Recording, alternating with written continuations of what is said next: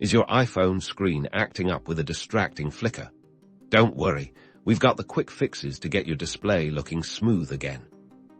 First, let's tackle the most common culprit software often.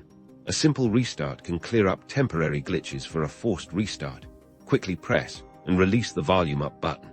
Then quickly press and release the volume down button finally.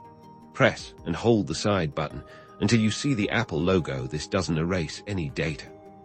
If the flickering persists, it's time to ensure your iPhone is running the latest software. Head into Settings, then tap on General, and finally, Software Update. If an update is available, download and install it. Apple frequently releases fixes for bugs that could cause display issues.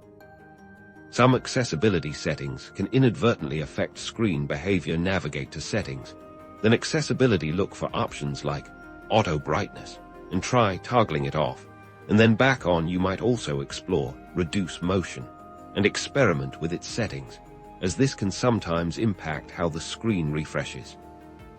While less common, a physical issue might be at play. First, gently clean your iPhone screen with a soft, lint-free cloth. Ensure there are no smudges or debris obstructing the display. Also, remove any screen protectors or cases that might be interfering with the screen's sensors.